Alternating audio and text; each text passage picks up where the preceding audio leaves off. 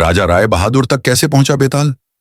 काफी समय पहले एक राज्य पर राय बहादुर नाम का एक न्यायप्रिय और बुद्धिमान राजा शासन करता था।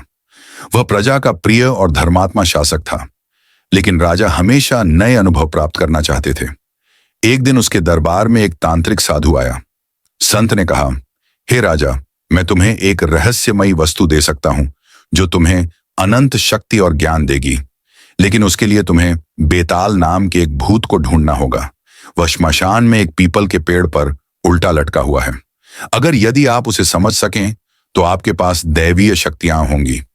राजा राय बहादुर तांत्रिक के प्रस्ताव पर सहमत हो गए। वीर राजा को कोई भय नहीं था। तांत्रिक ने उसे निर्देश दिया, अमावस्या की रात को श्मशान जाओ, पीपल के पेड़ पर लटके बेताल को पकड़ो, लेकिन याद रखना, बेताल तुमसे सवाल पूछेगा।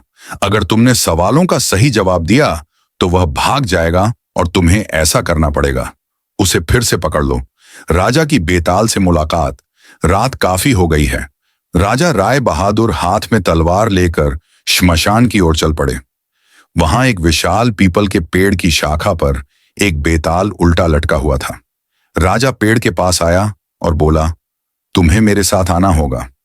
बेताल मुस्कुराया और बोला, हे राजा, मैं तुम्हारे साथ चलूंगा, लेकिन रास्ते में मैं तुम्हें कई कहानियां सुनाऊंगा और उस कहानी के अंत में एक प्रश्न पूछूंगा।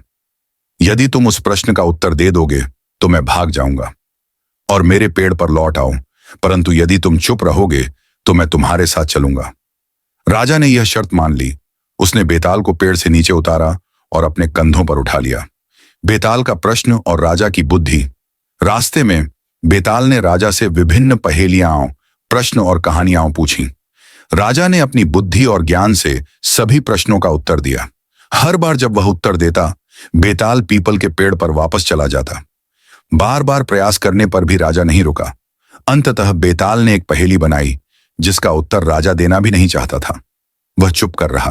बेताल खुश हुआ और बोला, हे राजा, मैं आपके धैर्य और बुद्धिमत्ता से प्रभावित हूं। आप वास्तव में एक वास्तविक राजा हैं।